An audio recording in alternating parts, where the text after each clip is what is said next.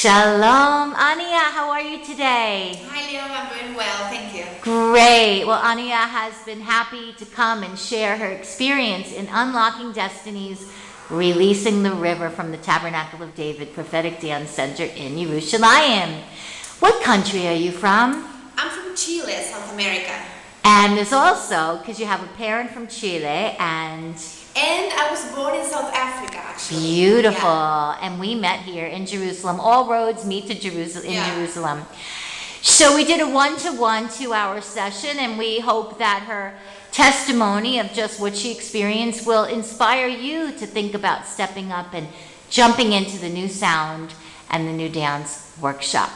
So Ania, we started out with a warm-up on the floor. So what was it like for you to release your breath and make a lot of noise, releasing tension from your body? What was it like for you? Yeah, so it was my first time doing this, and it was all new to me.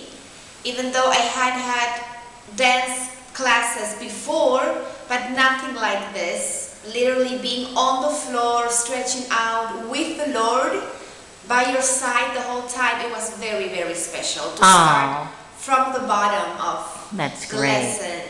That's Yeah. great. That's great. You know, dancing for the Lord is not necessarily the most uncomfortable. It's actually lifting your voice and really projecting, because many of us have received a message, shh, you know, don't draw attention to yourself. And many of us are kind of ashamed or embarrassed to hear our voices loudly. But you did it, and you embraced that challenge. Yeah. So you've shared that this is there was a shift in your life. We spoke a little bit earlier. Would you like to share at all about the shift that you experienced? I know it's hard to put it into words, but anything you'd like to share. You said you felt that a prophetic thing was happening for you. Yeah, during the class, I would say I didn't feel much of that shifting. I was just focused on dancing and moving with the Lord. Right. Although after the class, maybe the same night and the next 2 days, I started to feel physically and also emotionally something that was being released. Wow. I really felt that released after the class. Wow. That's amazing. Yeah. That is amazing. So after I gave you specific exercises that we did together, I then stood up, stepped away, and let you have the floor. And I asked you to do some of the exercises with resting in between and then finding your own. And we actually even did this thing where we pretended that we were still in the womb, in the amniotic fluid, right? And we didn't know anything about movement, but what we did know for the sake of the exercise is that God was with us even before we were born.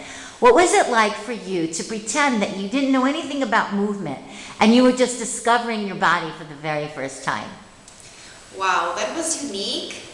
It was, I think, a very vulnerable moment also, where I just had to let go everything I knew. I had to let go different things inside of me and just be in the moment as a newborn, or as someone who was coming for the first time to this world. And knowing that the Lord already had a plan for me, He already loved me. Wow. He already chose to take me by my hand and walk with me through this life. Wow. It was that assurance, even when I was still, when I was simulating not to know anything. Wow, wow, wow. He already was with me, and that was really... That's beautiful. Really special. That's beautiful. Yeah. Oh my goodness. Yeah. What did you think about the idea of moving and resting? Moving and resting. I often refer to Psalm 116:7 that says, "Soul, return to your rest." What was that like for you? Because I made it analogous to our walk with the Lord, and our dance with the Lord ought to be analogous, coming from a non-stressful place. We rest, and then the inspiration comes for the next movement. How is that for you? Yeah, I think I struggle to rest most of the time in my day-to-day. So this exercise during the class was very helpful to just remember I don't have to be always doing things, running here, doing this, right, trying to do things for the Lord. Sometimes what He wants us to do is just rest. Even if I'm moving, I still have in my heart that peace, that I don't have to stress about things, because I could be moving and still resting. That's wonderful. And sometimes literally not moving and just resting in peace, resting with the Lord. Wonderful. Wonderful. We're just going to come back in a moment for part 2.